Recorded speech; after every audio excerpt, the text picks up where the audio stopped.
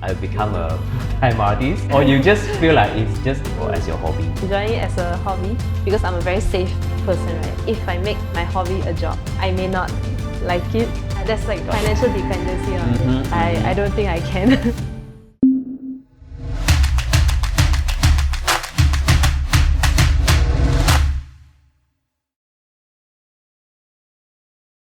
Jane Chong, better known as Catface, is a Malaysian digital artist celebrated for her dreamy, glass-inspired illustrations that blend soft color palettes with sparkling textures. Her work often reimagines familiar characters like fans' favorite Pokemon impact icons through a shimmering, eternal lens that has captured the hearts of thousands online. With a degree in computer science, Jane has journeyed from UX design to her current role as an IT business analyst, all while exploring a new way to merge creativity with technology. Welcome to the Creator CEO podcast, Jane. Thank you, thank you.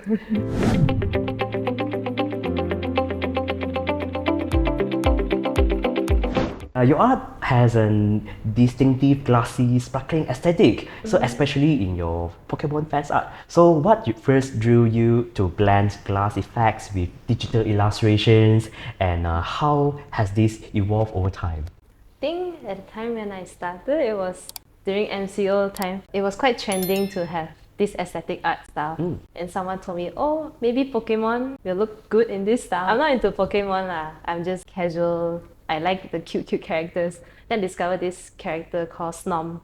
I thought, oh, maybe Snom has a shell. Then the shell could look good in a glass. So I just tried it out. So it was very new to me. So very exciting also. I think it's just a happy discovery. So how because I'm just curious, like as a IT business analyst, right? So how actually you master the skills in drawing on probably an iPad, right? So and create such so colorful and beautiful art. Oh, thank you, thank you. I think my art journey started way before. I think kindergarten or primary. I really liked drawing then already. And my first inspiration was like Minecraft speed painting videos. And there were a lot of like Minecraft legends at that time. As a kid, like, wow, I want to keep drawing them. So I drew a lot of fan art in Minecraft. Then eventually it became to other styles. So like League of Legends, How to Train Your Dragon. I love those characters. So I just keep drawing and drawing. Even in school, I always drew. I have a lot of sketchbooks back then. You learn by yourself? Yeah, mainly learn by myself. Alright, so you subscribe online course? Oh no. How you learn the... We all start by copying other people. Like, well, we see this character look very nice, then we just copy exactly, try to keep it as similar as possible. Colors also, we follow their colors, follow their character. Then eventually, I think you slowly get the hang of it. Then you're like, oh, I want to try my own idea. So I think one of it was like, oh, I want to try to draw my friend. How can I draw my friend? Then I just tried. It wasn't good, but at least it's a way to start something like, oh, I can create something original. So consider a self-taught artist, right? So and of course you inspired by many people. Inspired by many people. And of course your personal interests as well. So besides your full-time job, right? So this I think kind of your hobbies, right? So afterward, you incorporate with Japanese motif like cherry blossoms in your work. So what role do these cultural elements, right, plays in shaping your visual storytelling? I think in the style that I'm going for, it's very soft, like very girly, right? Very pretty, sparkly type of style. So I think in general, Japanese motifs do fit this sort of style. Maybe not just Japanese, like also some Chinese elements too. Yes. But at least for me, I think every time I think about, oh, what can I do to make this a bit better, make the artwork look a bit prettier? Now I've transitioned to more of I have like a set list. Like, okay, this artwork, if I can put some floral things in it, then it will look pretty. If I can include some things to make it sparkly, like those galaxy waters that I always draw, like that, then yeah, I can add it in also. So it's just mainly trying to piece what I think will look well, what I think will look good. Also, the vibes it gives off. What is the message or probably the objective, right? The intention that you draw in this way. So is it something that you mentioned just now? You hope that it can like calm the people, right? So or probably your fans, right? So any objective or reason that actually you want to convey? I think it depends on the type of artwork. If let's say this example is just I just like tea, I like tea and cats, so I just combine it. But some, like let's say the message bottles, I drew 6 different bottles, right? Each has like represents a sort of stage of life. At least that message I want to convey is that there are many parts in life and you will always experience many things. It will always happen in a way, but each bottle is like a representation that yes, okay, you're going through, let's say, a period of healing. This can represent how, you can heal. So I think it depends on the artwork. So if let's say you would like to give 3 words. So what is the 3 words that you would like to give to your art style? Sparkly, one of them, yeah. sparkly. If it's physical, it's very nice to hold. I don't know if there's a word for it. And of course, classy. So how do you actually balance creating work based on your beloved IP, right? So with developing your own unique voice as well. Like mentioned before, right? We all start with drawing things that we like. We want to keep copying it and keep making fan art. But after a while, I don't know, maybe I got bored. Like, I want to draw something other than Pokemon. So what else can I draw? Then you experiment. Then I think more experimenting will let you create a more unique style too. If I compare like the artwork that I first created and then the one that I have, maybe most recent one, is quite different. I think I improved. And I improved because I didn't stick to just drawing fan art in a way. When I talk about fans art, so it's definitely a popular place for many artists, right? So, but it often also brings up the concern about the IP and also copyright infringement. So, how do you actually navigate this space, creating the work that you love while staying safe, right? So, legally, yeah. Then I just try not to sell the Pokemon art. I think when I first started the Shopee account, I did sell it. But after a while, I also signed a consignment with Chapmai. It's a creative hub in Malaysia. Yeah, and then they were very clear, like, oh, you cannot, of course, sell IP products, right? And made me think, okay, I should really start drawing more things that don't depend on other people's IP. It's a time for you to create your own create IPs, more of my own but things. remain in your style. Yeah, remain in the style. I think the phase of drawing more Pokemon stuff helped build that sort of technical foundation. Like, okay, I know this sort of works, then I can explore more. It's a very, I would say, it's still a very remarkable milestone that you actually started first in so-called as a fans art, right? So now you evolve into creating your own IP, right? Creating your own style that people can recognize is by you, right? So that's an important journey for you as well. So you have mentioned discovering your style through speed painting videos. So can you share with us specific videos or maybe a specific artist that inspired you, a breakthrough in your approach? The first one that came to mind was an artist called Gu Wei's, Guweiz.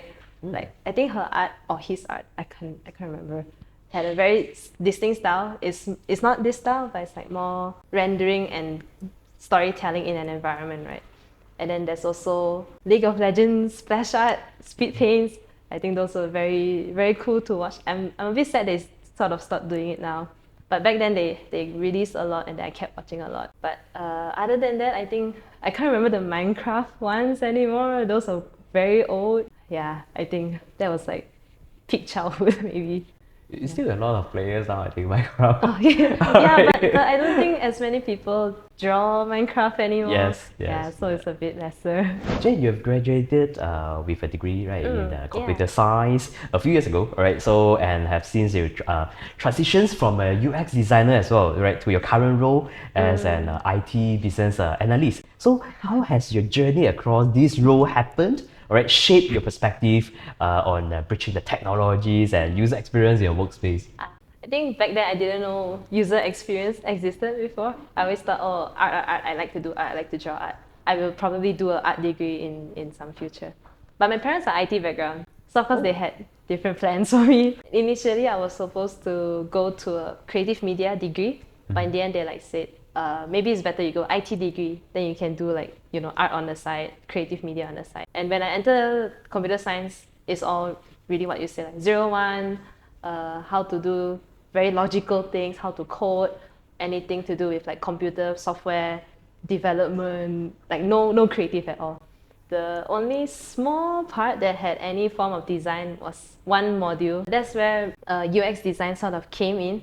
Because I realized a lot of the assignments we were given, when we develop a product or software, we had to, of course, consider how it looks like, right? Then I always took on that part in my group, like, okay, I will design how the app looks like, how this website can look like, and also pick up a software called Figma. I think that was more self-taught also, like go YouTube, search a lot of tutorials, how to do this and that, and then how to create a nice design. Then in internship period, I think very good timing too, there was an opening for a UX intern at a company I'm working with right now. I was searching online, then I realized UX is creating a nice experience for users. No matter what they are using, they will know what to do to achieve their goal easily. And of course, to make the app look aesthetically appealing for them to use, so that they won't be like triggered, oh, why is this so many information I don't want to read? So I think that's where I realized design and technology can really come together. Seems like you keep finding a way, Yeah, so to keep drawing. to keep drawing designing, even though your industry might not require that much of creative, Yeah, right? exactly. Well, it's a smart way, right? So to to infuse something that you like, all right, into your full-time positions, yeah. You have expressed interest in coding, all right? So or maybe the gaming industry as well. So but also dream of launching an online art shop soon, right? So how do you envision blending your background with this creative goal? I was always very amazed at when other people have their own portfolio website and also like a store, I guess, with that website. A lot of it looks custom developed. Because I studied computer science, I can understand how they sort of develop this. Maybe not in that detail, but like I'm sure if I actually put the time and energy to learn it, I'm able to also develop something like that. Maybe in the future, if I feel more driven, I can develop my own website that showcase, oh, this is what I can do, this is my art portfolio. You know, send it to people and they can know what I can do, they can contact me there. And of course, I can link a store. And if I ever, let's say, have more time to properly invest in, managing the product, the inventory, the logistics, everything, I don't have to depend on, let's say, third-party vendors to help me do that. Yeah. How do you manage your time between merchandise business, let's say, Oh my right? gosh. So and also your full-time positions. I think I don't. I think at least this recent launch, it took me 3 years to get my work ready, get my internship out of the way, graduate. And then only now I have time to like look at it. Okay, maybe I should study it again. I should try it again. Because all this while, during MCO until uni, I was very active, right? I keep posting, I keep drawing. I had a lot of time at home, MCO, right? But when internship started, I think the priorities sort of shifted. Like I wanted to do my best in this internship, in this UX career that I wanted. Then I had to let go of something. I will still draw, but not to this level. So now a bit more time, a bit more stable, then I can, slowly bring it back up.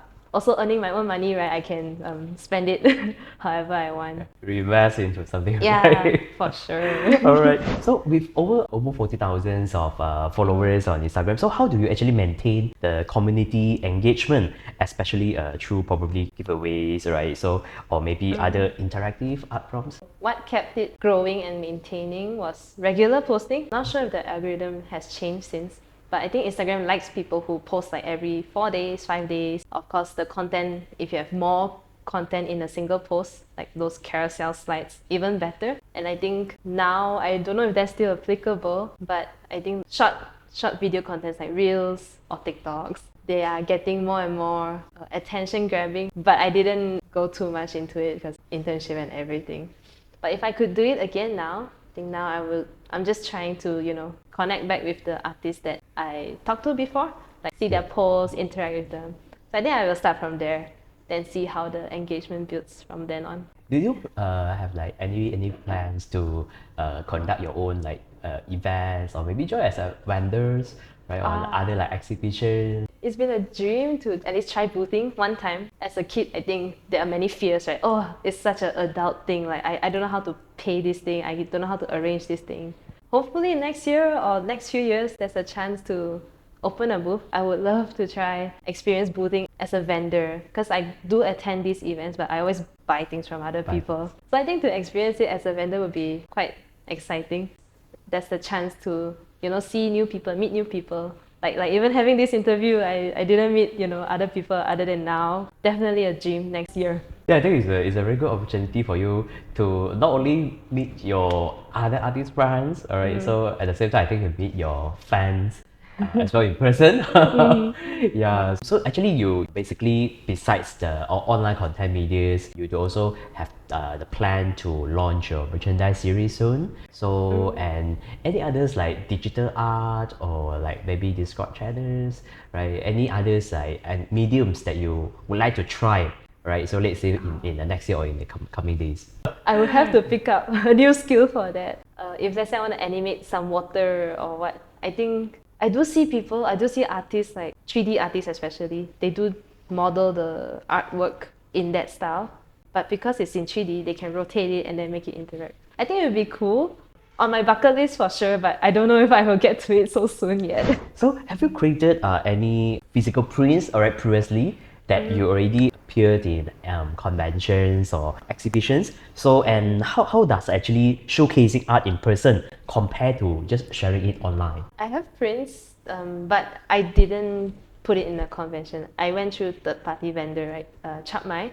So I think last year or last year, I can't remember, Comic Art Fiesta happened, and Chapmai is always has a dedicated booth. And because I know that I still have some stock with them, so I went to check out their booth, like, oh, maybe I can find my art there. And I do see like a few prints here and there.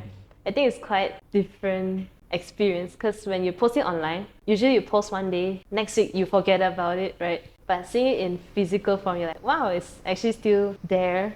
Like the artwork still continues even though I forget about it. And people may actually look at it and then they think, oh, I really like this artwork. And then they can show that they like it, not just by, tapping on the screen anymore. They're like, oh, maybe I'll buy it, maybe I'll inspect it. I'll buy it for someone else even. I think it's a different area of appreciation it comes with. So you can see the expression, right? Yeah. So you can also, of course, like, can also listen some feedback. Yeah, right? of course. About how it goes. Yeah. Yeah, that is what I think would be the biggest differentiations. Yeah. Right. So what is the toughest creative challenge you have faced previously? For example, maybe like you would like to unlock a new illustration skills, all right, or probably pushings, right? So in others artist blog, and how did you overcome it? If even before this style, drawing human faces have always been a struggle. I think what I've always drawn is a bit flat or very cartoony, but I wanted to have a style or at least achieve some level of skill to make it look semi-realistic, have some form of depth. Maybe a few years ago, I was trying to do some studies like, oh, I really like this artist style, how they draw the face. How can they make it look so pretty? What can I learn from it? So some studies, some lighting, some different angles. Because sometimes you draw the face like 3/4, it looks okay. You draw the other 3/4, doesn't look okay. Then yeah, so a lot of these practices, I think it's still a struggle now. I don't know if I can draw a human like perfectly, but at least proportion-wise, it can look okay. And I think it's continuous too. Every time you learn a new thing, there's something more you want to achieve. It just keeps growing. I don't know if you'll ever be like satisfied. You get what I mean? Kind of satisfaction if you feel yourself and keep Yeah. improving, even if just a little bit, right? Yeah, yeah. So is there any moment along your art journey you feel like I want to give up? This is something really cannot lah, but how you overcome it? Definitely you'll overcome it, right? Therefore you're here today. So what is the incident that actually trigger you have this thought and how you deal with it? I think not really an incident, but just a period of time where everything's so busy. I think that time I was just starting work, and then I remember my sister also just went overseas to study. I had to deal with a lot of time alone. But at the same time, because I just started work, I was very busy like adapting, trying to figure out if I like this. Even though it's not a lot of doing, but at that point I realized work takes up a lot of energy, right? In that attempt to like balance a new job, a new career into adulthood, it was harder to like dedicate time and have the motivation like, oh, I want to draw, I want to express myself in this way. Still a struggle now to overcome. I think it doesn't really get easier, but let's say I guess our priorities are, if we shift it a little bit, let's say now in this period of time I shifted my priorities a bit. Okay, my career stable for now, I can focus a bit of time to draw more art, relieve some of my inner child creativity, then I can do it now. Eventually down the line, I will also still go back to don't have enough time to draw. I may not have enough time to print more things, and as long as we reach back a point where we realize that, oh yeah, I actually like this artwork or I like this hobby that I have, then I get back into it. I think the adulthood part also comes with freedom. You can do it anytime you want.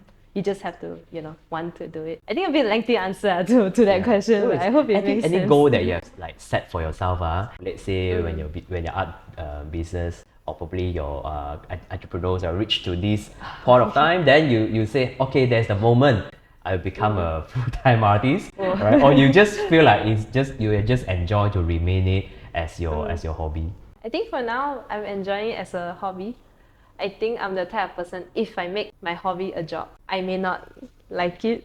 Yeah, I'm scared that will happen, And if I don't like Because it, like intention, but Yeah, difference already, you need it for yeah. bread and butter already, right? yeah, there's like Got it. financial dependency on it. I don't think I can. Alright, because you still need like a financial stability, right? A lot of Yeah. other responsibility to take care Yeah. of.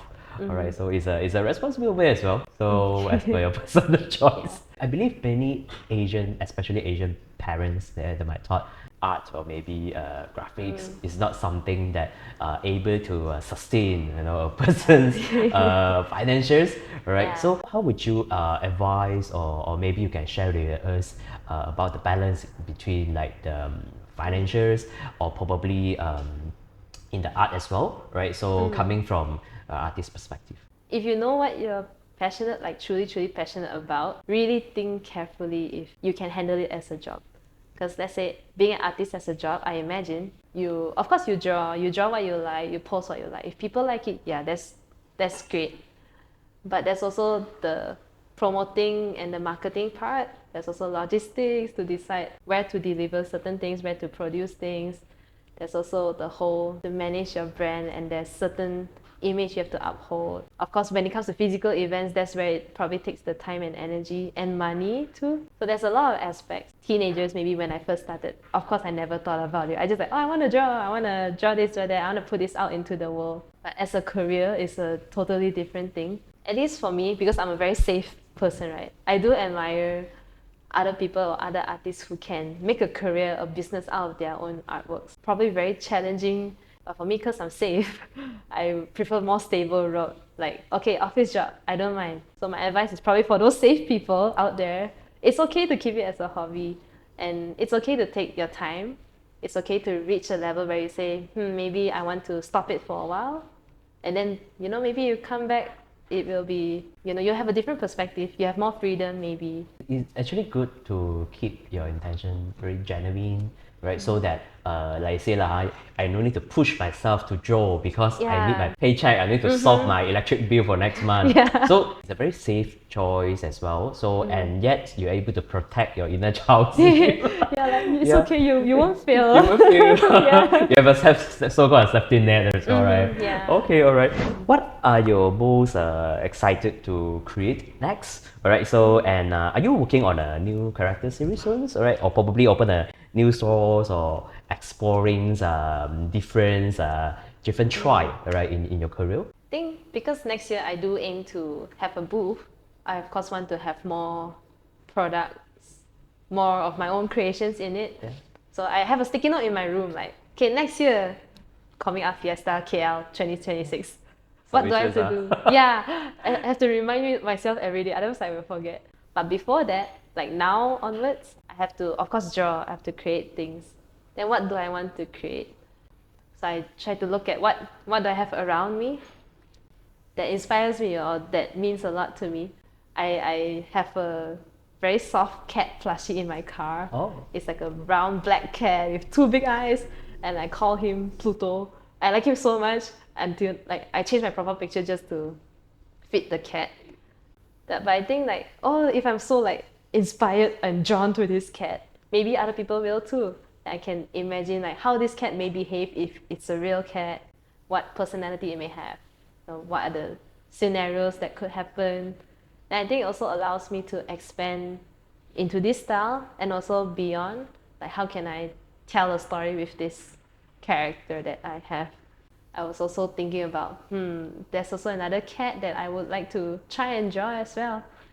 There's a stray cat that I took care of a while ago, which also passed away, sadly.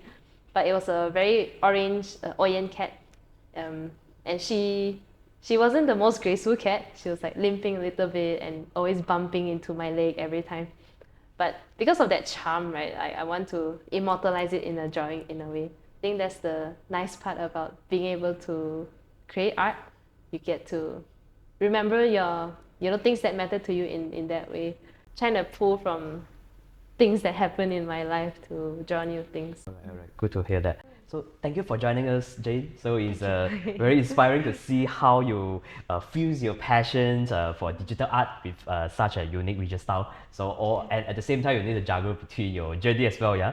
So can't wait to see where Catface go next, right? So from original works, right? So to your cat series, at the same time for your dream, right? So to launch your online stores. So if you're into creator series, all right, so anything is about creator economy as well as a tech to monetize your IPs, don't forget to subscribe Steve, all-in-one e-commerce systems, especially for creators. Thank you so much. I've always been curious, how does the artist behind Catface find harmony between code and color? Her work is as sweet and crystal clear as glass. That's why I was so excited to have Jane, founder of Catface, on the Creator CEO podcast. She's soft-spoken, gentle, and might come across as someone who drives without a plan.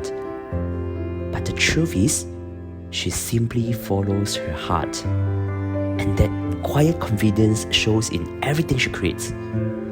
Jane's journey paints a beautiful picture of what it means to be a modern creator. I hope this episode inspires more people to embrace the quiet magic that happens when you stay true to yourself and let art and technology meet in their own time.